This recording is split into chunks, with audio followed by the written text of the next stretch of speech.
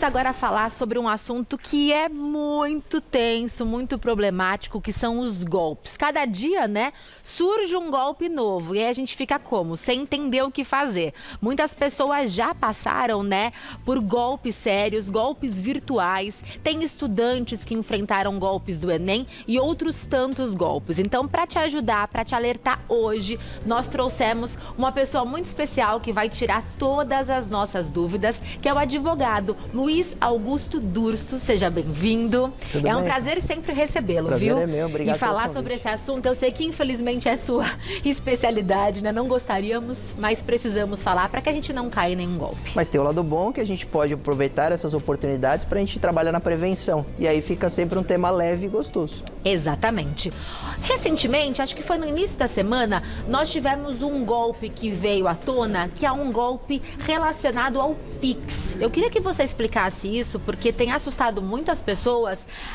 Muita gente acha que está perdendo dinheiro por conta desse golpe. Eu queria que você explicasse que golpe é esse pra gente. Durante essa semana nós tivemos a surpresa de um anúncio em que o Banco Central confirmou o vazamento de informações. Vazamento de dados pessoais relacionados à chave Pix. E aí, quando a gente vê essa notícia, envolve mais de 10 milhões de usuários, imediatamente o usuário, a população, se assusta, né? Fica preocupado. Será que essas informações que alguém, um criminoso provavelmente, teve acesso, vai fazer com que eu perca dinheiro, vai me gerar algum tipo de golpe? Como fica essa situação? Então é importante a gente usar esse momento para esclarecer que esse vazamento do Pix, ele aconteceu, é uma realidade. Os dados que são vazados, que foram vazados, são dados cadastrais. Então, imediatamente o criminoso não sabe, por exemplo, quanto dinheiro aquela pessoa tem em conta, as transferências que ela faz. Não teve risco do criminoso tirar dinheiro da conta das pessoas, mas ele conseguiu acessar todas as informações cadastrais relacionadas à chave Pix. Nome, CPF, onde você tem conta, qual a instituição bancária. E isso pode servir para novos golpes do Pix. Então, esse golpe específico não roubou o dinheiro de ninguém, roubou informação. Perfeito, lá no Banco Central. E por que a informação é tão valiosa para os golpistas? Porque quando eu comecei a trabalhar nessa área há mais de 10 anos, eu percebi que os crimes cibernéticos, eles residiam em golpes genéricos. Então, o indivíduo criava um e-mail falso dizendo que aquele consumidor ganhou um caminhão de prêmios. Só que para receber o caminhão de prêmios tinha que clicar num link. Ele mandava isso para todo mundo, ele espalhava isso para milhões de pessoas. Qual que era a efetividade disso? Muito baixa. Pouca gente nem abria aquela mensagem, muitos já estavam calejados, já estavam bastante atentos e não clicavam. O criminoso, então, cibernético, percebeu que ele pode mudar o comportamento e aplicar uma engenharia, que é o que a gente chama de engenharia social, que é o quê? É o estudo da vítima para fazer golpes específicos. É um golpe personalizado. Exatamente, ele personaliza o golpe. Por quê? Porque ao invés de atacar muitos e todos e tirar pouco dinheiro de muitos, ele ataca menos pessoas, focado, personalizado e tira mais, porque ele vai provavelmente tentar invadir contas bancárias, fazer empréstimos, tirar mais informações. Então, qual é o risco desse vazamento do Pix? É que agora o criminoso vai ter mais informações bancárias de usuários no Brasil que podem receber ligações ou mensagens de criminosos se passando pelo Banco Central e vai conseguir confirmar algumas informações, o que dá certa credibilidade para o golpe. Então, é ter que ter atenção para qualquer tipo de ligação daqui para frente. E é impressionante porque os golpistas criam um golpe para dar outro golpe. Então, nesse caso do golpe do Pix, os bancos entram em contato com as pessoas que tiveram vazamento de dados, né, para alguma alteração, muitas vezes de senha, e há golpistas entrando em contato como se fosse o banco, pedindo para que a gente clique. Qual que é esse alerta? Como saber que quem está falando comigo é um órgão legítimo? Olha, Pamela, não é uma resposta simples, porque quando você recebe uma ligação, você não tem capacidade de checar informações suficientes para ter certeza que do outro lado da linha é um atendente verdadeiro do banco. Se ele te ligou, você pode até checar informações super sigilosas, mas pelos vazamentos de dados, pode ser que ele confirme todas. Então, a minha orientação é você desligar a ligação e você acionar o seu banco no canal oficial, pelo contato, número oficial, ou pelo gerente. Então, eu nunca recomendo tentar descobrir se a ligação é verdadeira ou se a mensagem de texto, a mensagem em algum tipo de aplicativo é verdadeira. A minha sugestão é sempre falar, ok, eu vou ligar no banco e vou verificar, ou eu vou nos aplicativos bancários e tentar checar essa informação. Desligar, romper aquela comunicação e começar uma do zero que você consumidor, procure o canal oficial.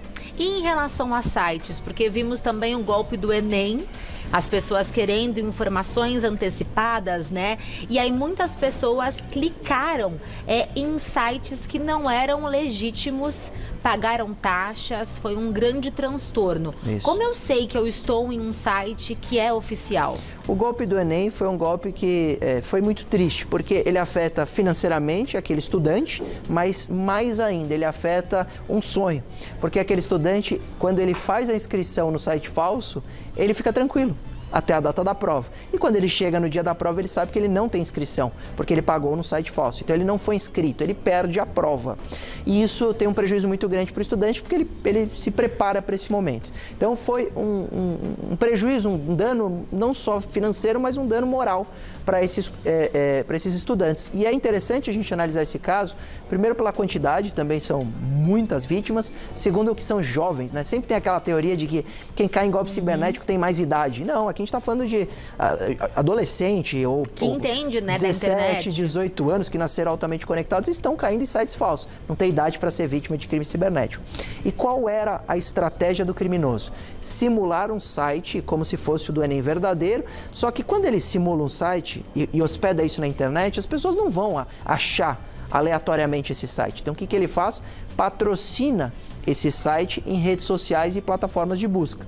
E as pessoas, ao invés de clicar lá no site do INEP ou no site Gov.br, elas procuram numa plataforma de busca, cadastramento ou inscrição Enem. O primeiro site que aparece é o site patrocinado. E aí elas seguiam os passos desse site, acabaram pagando taxas falsas por Pix ou por boleto e não fizeram a inscrição. Então, respondendo a sua pergunta, como saber que você está navegando, por exemplo, no enem.inep.gov.br? Primeira coisa, esse é o site oficial. Tem que ler ali em cima, então, naquele campo que é a URL do site. Perfeito. Eu vou até mostrar aqui, ó. É aqui que a gente tem que buscar para entender. Eu já caí num golpe desse. Já? Com renovação de ESTA, que é o visto para quem tem dupla cidadania. Eu achei que eu estava regularizando o meu visto em um site oficial e eu estava, na verdade, pagando mais do que 5 vezes o valor da taxa, porque era de um despachante que fez um site igualzinho. E no buscador ele também impulsionou. Então, existem muitas pessoas que fazem isso. Aí, na dúvida, tem que olhar aqui em cima. Isso, olhar onde você está navegando. Se você tiver dúvida... Olha a diferença. Qual é o site? Exato, o site falso era inscrição.com/inscrição com 2 Cs, não fazia muito sentido.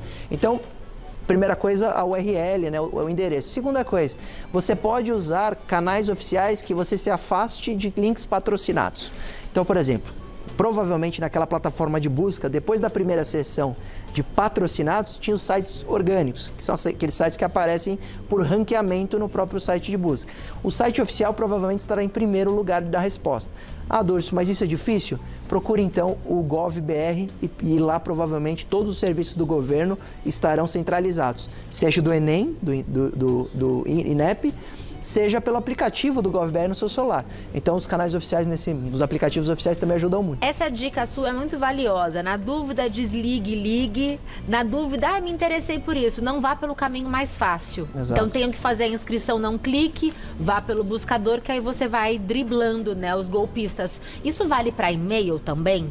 Vale. Há e-mails que eles começam da mesma forma, mas eles te levam para outro caminho? Vale sim, porque além deles, eles precisam dar visibilidade ao site falso. Como que eles conseguem dar visibilidade? Ou por uma ação da vítima, que acaba buscando um resultado no site de busca e acha o site patrocinado que é falso. Inclusive o Supremo julgou recentemente o Marco Civil da Internet e falou que agora a responsabilidade dessas plataformas de busca é objetiva. Então, se nosso telespectador clicar no link falso, ele pode processar a plataforma que entregou lá como patrocinado, como sugestão, o site falso. Isso é importante, é decisão recente do Supremo. A plataforma, então, tem que também pesquisar quem utiliza dela para patrocinar algo. Exato, porque a plataforma está entregando para mais usuários. A segunda forma de dar visibilidade é encaminhar o link para todo mundo. 2 formas de encaminhamento de link: por e-mail ou por mensagem de texto. Aplicativos de mensagem ou SMS. Então, eles vão enviar essas mensagens de texto ou esses e-mails dizendo: faça sua inscrição do Enem. Só que ali você, mais uma vez, vai ter que ter cuidado, primeiro saber quem são os remetentes, né, quem está te enviando essa informação, porque o governo não manda, o INPE não manda a mensagem, clique aqui e faça sua inscrição. Isso tem que ser uma ação 100% do estudante, do aluno. Então não tem um envio de links. Então esse é o primeiro sinal. Você não tem que receber link nenhum do governo. Segunda coisa, o GovBR, ele tem um portal de notificações. Dentro do aplicativo ele tem lá notificações. Então se o governo quiser entrar em contato com você, vai ser via aplicativo, nunca por e-mail ou mensagem de texto. Então qualquer link recebido, que seja do governo ou de algum tipo de concurso relacionado ao governo, você sabe que se você recebeu o link ou foi provocado, isso é falso. Então, isso vem também para sites de compra, para qualquer coisa que eles possam simular. Até a intimação da Polícia Federal você pode receber falsa por e-mail. Todos os dias, né? Por mensagens também. Cai em um golpe, Durso, o que eu faço? Para quem que eu peço ajuda? Um golpe relacionado a banco é para o banco? Um golpe relacionado a algo do governo é para o governo? Quem é que pode me ajudar? Depende qual foi ali o seu prejuízo primário, né? O grande problema. Então, por exemplo, se você preencheu um formulário e não teve prejuízos financeiros, você tem que provavelmente procurar a polícia, lavrar um boletim de ocorrência e procurar onde esse site está hospedado, denunciar esse site nas plataformas. Se você teve prejuízo financeiro, então o maior problema ali foi um estelionato, né? O criminoso estava tentando tirar alguma vantagem financeira, você, em primeiro lugar, deve procurar os bancos. Nós temos mecanismos de reembolso. No caso do Pix, é o MED, Mecanismo Especial de Devolução. Você aciona no seu próprio aplicativo bancário que você enviou o dinheiro e diz que você enviou um dinheiro para um criminoso. O banco faz a comunicação com o banco de destino, bloqueia o dinheiro se ainda tiver saldo e devolve para você. Então, o MED é importante. É um trâmite simples, então, esse? Muito simples e liberado exatamente pelos aplicativos bancários para ser o mais eficiente possível. Descobriu que você caiu, vai na sua conta bancária, faz a denúncia e aciona o MED. É muito fácil. Inclusive, você pode procurar esse passo a passo na internet. Para cada banco tem o passo a passo. Além disso, você denuncia junto aos bancos todos, né, que estão envolvidos, que você fez transferências, pagamentos, porque pode ser de cartão de crédito, pode ser boleto, qualquer outra coisa que não seja Pix, não tem MED. Você tem que denunciar, lavrar o boletim de ocorrência e, eventualmente, até mover uma ação judicial para responsabilizar os agentes envolvidos. Porque, em muitos casos, as pessoas pensam que o único responsável é o criminoso. E aí você dependeria de uma ação da polícia para encontrar aquela quadrilha, aquela pessoa para devolver o dinheiro. Mas, em muitos casos, os agentes intermediários, bancos, marketplaces, seja quem for, né, no meio até as big techs, podem ser responsabilizados e indenizar o consumidor. Você que trabalha diariamente com golpes, você sente... Qual é a porcentagem de casos solucionados quando os golpes ocorrem nesse meio digital? Infelizmente, ela é baixa, Pamela, e eu sou muito transparente com os nossos telespectadores, porque a quantidade de golpes ela é um número absurdo, assim, chega a 1 bilhão por ano no Brasil. Então, nós temos um número tão elevado que a gente não tem mão de obra suficiente para investigar e para punir todos esses agentes envolvidos e todos esses criminosos. Segundo ponto, muita gente não denuncia. No golpe do Enem, eu até alertei bastante quando isso veio à tona, né, como está sendo agora divulgado, porque o golpe do Enem tira 80, 90 reais das vítimas. E sabe o que as pessoas normalmente fazem? Deixam para lá. Falam, é pouco dinheiro. Só que graças aos boletins de ocorrência desses 80, 90 reais, que nós tivemos essa operação agora que encontrou parte dessa quadrilha e prendeu esses indivíduos. Então, é importante você lavrar o BO, mesmo que o valor seja baixo, porque para você, como vítima individual, você perdeu 80 reais, mas a quadrilha está faturando milhões, porque eles fizeram centenas de milhares de vítimas. Então, pela quantidade de pequenos golpes, nós também temos a denúncia em quantidade e porcentagem baixa, e aí não tem o que fazer. E poucos também ainda acionam o judiciário. Nós temos o judiciário no Brasil sendo muito acionado por ações trabalhistas, por ações de relação de consumo, mas ainda para crimes cibernéticos as pessoas simplesmente ainda não confiam que podem ter um resultado promissor, e em muitos casos elas têm.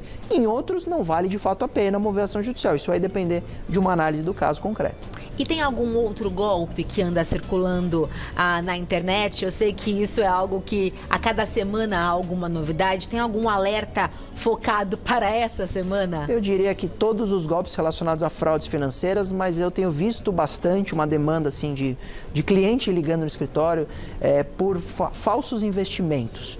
Então, o indivíduo hoje tem um dinheirinho guardado, ele reserva ali em bancos tradicionais, mas ele percebe que pela alta dos juros, né, nós estamos vivendo no momento em que está se pagando muito bem para créditos e investimentos de renda fixa, esse usuário, esse consumidor, esse cidadão, ele acaba procurando na internet como investir, por exemplo, em cripto, e ele acaba sendo deslocado para corretoras falsas.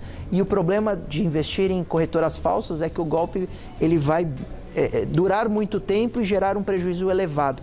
Por quê? Porque o criminoso chega até a pagar algum tipo de renda para essa vítima. Então, imagina que você entra num site falso de investimento e põe 10 mil reais. O criminoso te liga na semana seguinte e te devolve 1.000. Fala, isso aqui é rendimento. Você fala, poxa, que maravilha, né? Isso aqui tá rendendo. Você se rendendo. empolga e coloca mais Aí você põe dinheiro. 20, 30. Só que ele pagou esses 1.000 reais seus, né? Que ele pagou como se fosse um rendimento. Ele só pegou os 10 mil e deixou 9 na conta dele. Só te devolveu 1.000. Não é rendimento, porque não existe investimento. E isso tem acontecido muito e as vítimas, lamentavelmente, estão vendendo carro, moto, bens para pôr nesses investimentos, porque eles veem uma valorização muito alta e no fim eles perdem o dinheiro e tem que mover ações judiciais e isso leva tempo. Voltando um pouquinho sobre o golpe do Pix, porque muitas pessoas comentaram aqui no @Gazeta Mulheres, você mencionou que é muito simples, é só entrar no aplicativo e você pode contestar esse Pix e conseguir a devolução. A Cíntia comentou que não conseguiu, a Luz também, as duas disseram que entraram e o banco não deu esse retorno. Há um prazo, há um limite de dinheiro, eu tenho que fazer isso o quanto antes, o que eu devo fazer para que o banco me atenda? Vamos lá, eu falei que a plataforma existe. Com relação à efetividade, ela de fato, eu vou te dar um dado real em porcentagem. Das reclamações do MED, apenas 9% resultou no reembolso da vítima. Por quê? Porque quando você aciona o MED, o seu banco vai acionar o banco do criminoso, da conta do criminoso, e vai tentar congelar dinheiro para devolver para você. Se você demorar para acionar o MED, quando vai acionar a conta de destino, ela não tem mais saldo. E aí, realmente, o banco vai negar o reembolso. O criminoso é rápido. O criminoso já Ele limpou. Já tira o dinheiro, então, quase que imediato, né? Muitas praticamente vezes. Imediatamente. Então, o que nós estamos cobrando, que a gente sempre cobra dos bancos, melhorar esse sistema de segurança. Então, eu estou do lado do consumidor. É responsabilidade do banco, sim. Eles criaram esses mecanismos de transferência, eles criaram esse cenário de crimes cibernéticos também, acabaram favorecendo, né, essas transferências. Então, eu cobro que esse MED, ele procure saldo em outras contas de destino, não só naquela imediatamente que a vítima fez, que vá fazer o follow the money, né? Seguir o dinheiro para tentar congelar esse dinheiro em outras contas do criminoso. Mas a reclamação dos nossos telespectadores são reclamações reais, que muita gente aciona o MED e não tem o reembolso. Aí o que tem que fazer? Tem que verificar o seu caso, ver a quantidade do prejuízo e eventualmente até mover uma ação judicial contra o banco ou contra o banco de destino também. Ou seja, a melhor solução ainda é a prevenção. É não clicar, não entrar, duvidar, questionar, entrar em contato. Porque quando o golpe acontece, nem sempre a gente consegue uma solução. Ainda. Mas devemos seguir tentando. E quando consegue, né, por uma ação judicial, é uma solução de 1 ano e meio. Você vai recuperar o dinheiro um prazo bem extenso. Então, a prevenção é o melhor remédio para esse caso, sem dúvida nenhuma, e ela é muito eficaz. Então, se as pessoas começarem a criar essas barreiras de desconfiança que a gente tem quase que naturalmente quando sai às ruas, talvez a gente tenha como conseguir diminuir esses dados e esse crescimento dos crimes cibernéticos, porque eles se passam por qualquer um, de qualquer lugar, com os dados pessoais em mãos, então eles são muito convincentes e realmente os índices são assustadores ainda. Muito obrigada por sempre estar conosco aqui trazendo informação, né? Que afinal é a nossa melhor ferramenta e você encontra muito mais sobre ele na Associação Brasileira dos Advogados Criminalistas, que o Augusto Durso faz parte, e o Instagram é @LuizAugustoDurso, Luiz com Z, @LuizAugustoDurso. Siga e busque mais informações também. Muito obrigada, viu?